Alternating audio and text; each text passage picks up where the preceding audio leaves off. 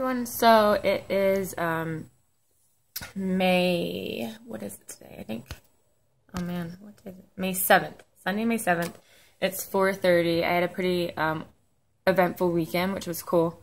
Friday night I didn't. I just stayed home and relaxed and prepared my body for the weekend because on Saturday I went to the to watch the Kentucky Derby at Turf Paradise. That's in Scottsdale. It's a racetrack, and let's see, I don't bet money.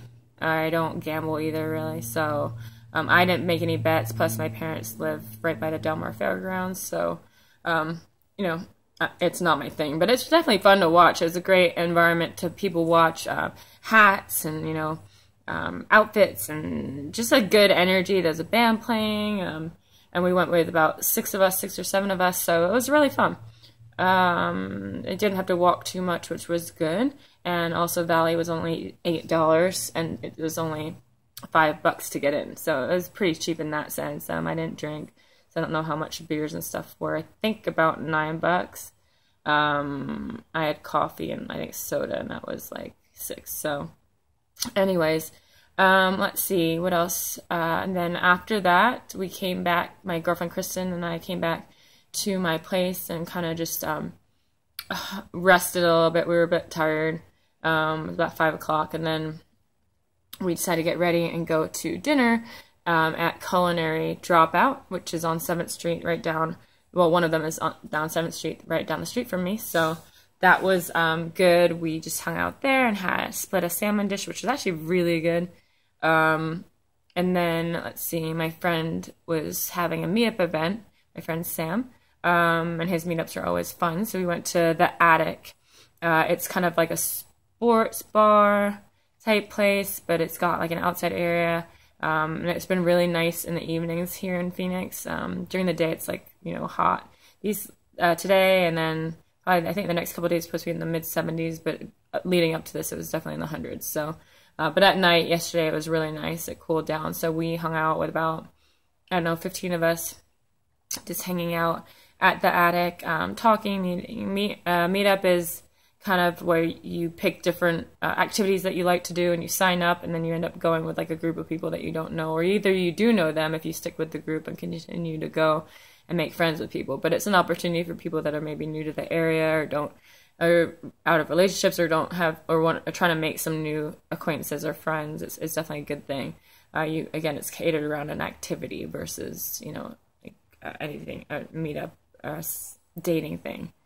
Some of them are dating, you know, activities, but it doesn't have to be about that. So this particular group does, it's Arizona Single Professionals Group. So people in their, you know, mid-30s, probably like me, some older, some a little bit younger, but just in general professionals looking to do stuff around the Valley, and it's not always catered around drinking or happy hour. So that's what makes it really neat. Anyway, so Kristen and I went there. We met my friends there, and then some of my other friends came, and then we went to a place called Little Woody's. That is a place that I have been told about by many people in Phoenix. I didn't know where it was, and it's apparently kind of hard to get to because you have to go in the back. So yesterday when we were at the Attic, it's literally across the way from this place. So, and that was cool. It was a dive bar. Not a dive bar. It's like a lounge. I wouldn't even say lounge. It's got games, and it is kind of dark. That lighting is dark, so I guess it could be, you know, there's like a middle area, then there's like pool tables on one side, and then games on the other, like skee ball and I don't remember what's that called, shuffleboard, and darts is on one side. So, and then there's some tables. So it's actually pretty neat. It was a neat place to go. So the post that I'm doing today is actually about when I was leaving Culinary Dropout around, I don't know what time it was, 7. I had tried to it was actually really scary. Well, let me back up a little bit. When I was waiting for my car in Ballet at Turf Paradise to leave, it was actually kind of scary. I was with at least 100 people waiting for their cars. So we were all just standing, and then there was a white pickup truck that I think was going too fast, kind of like in front of us, going away towards the main road. It was driving too fast, and it lost traction and kind of skidded and spun. And it spun with cars behind it and also cars in the oncoming lane. Luckily, there was a median, so it didn't, the cars were kind of, I guess, separated in that sense. And also the cars coming the opposite way weren't right there when it spun out. But it definitely spun out at a pretty fast speed. And then the guy gunned it after he stopped and just took off. So but I was mortified because, you're watching an accident happen. Luckily, there was no pedestrians, so I didn't have to deal with that emotional piece. But it was scary because you're just watching someone and you have no control over what's happening right in front of your eyes. So that freaked me out a little bit. That wasn't that bad. When I was driving from Culinary Dropout, I had to cross 7th Street, which is like a 4-lane road. It has a suicide lane in the middle.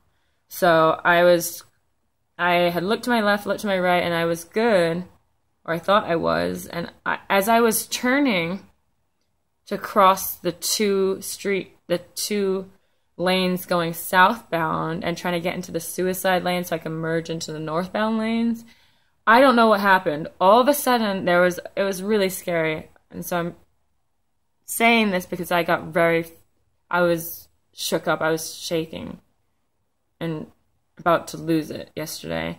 I came this close to getting hit by a car that was going about 50, 55 miles an hour. I don't know where it came from because it must have turned in from another street last minute, because as I was making the turn, I had made sure I was clear on the oncoming traffic going southbound. When I was literally about to get into the suicide lane to merge into the northbound lanes, the car almost hit me by this much. It was coming fast. It was at least 50 miles an hour, and it would have slammed right into me on my driver's side. I don't know how it missed me. By the grace of God, thank God it missed me, but I was frozen in place, and I just watched it, luckily, swerve away enough to miss me, but it actually went into the suicide lane going southbound, and then I was just stuck in the middle of the road watching it, and my fear was me surviving and that car hitting somebody else head on. And I was just terrified, so I watched it as it swerved away from me, and then it was luckily able to keep itself centered even though it was swerving, and there was no one in the suicide lane trying to make a left into Culinary Dropout. So luckily the oncoming traffic wasn't close enough that car hit them. And then it kept going, and I just freaked out. It was scary. I've previously talked about right before the car hit me during my accident, that moment of fear where I was like, oh my God, this is bad. I remember in that moment right before the car hit me and I was face to face with the driver and the passenger before I hit the windshield, I remember being terrified. And that feeling happened yesterday when that car missed me by this much, and I'm not exaggerating. I don't know how I didn't get hit by that 50-mile-an-hour car coming. And that fear, even now, I recollect last night, that fear of being, like, frozen, just, like, terrified. I was waiting for the impact to hit me, and it didn't. And the thing that was even more scary is that my pelvis has been hurting these last couple of days, and I could kind of imagine what it would feel like if that car hit me and it sent a chill down my spine. The metal in my body being crushed again is just awful. So anyways, we got to, I continue on with my day. I'm thank God alive, thank God. And both of those things that I saw yesterday, the car swerving out of control when I was at Turf Paradise, and then also myself not being hurt yesterday, and then not watching a car hurt somebody else. I guess all I can do is pray. I'm just so grateful, but it was scary and disturbing, and I'm okay now, but yeah, man, it was a definitely challenging day. These last couple of days have been challenging with my pelvis. I have been much more active than I have been in the last couple of weeks lately. And so this weekend was a reminder, or this weekend was interesting in that it was just really, sorry, I have a text message. It was, I don't know, I've never felt like my pelvis has inhibited me from doing anything. But this weekend, I definitely felt like I had to be mindful of it, and it's not something I'm used to doing. I relied on my cane a lot more than I usually do this weekend.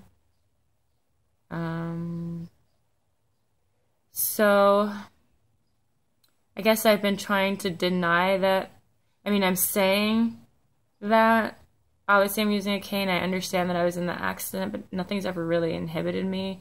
And feeling limited by my physical being this weekend definitely was a reality check for me, I guess. You know, it's hard to accept, but I have to accept that, you know, that I might feel this more often where I can't push myself. I guess because I'm in the recovery zone in my head, or the recovery time period. I think I'm in recovery and my body is recovering, and you know, things will get better, but it might be that I am reminded of what's happened because of my physical limitations, and this weekend was the first time I've felt that since the accident. So I guess as far as, you know, being out of the hospital and rehab, I mean, when I'm fully functioning as a person, haven't really had too many things that I've been limited with. But this weekend, my body aching and having to take a time out. And even last weekend in Vegas, having to take a time out and not go to a comedy show because my body was aching. It's hard to explain. It's hard. I guess if I really focus on it, I could be upset about it. I try not to focus on it because I'm so blessed to be alive, and so blessed to be alive, not just alive, functioning by myself. So anyways, that's today's post, and hopefully everybody had a safe weekend, Cinco de Mayo weekend, I guess, and happy Sunday.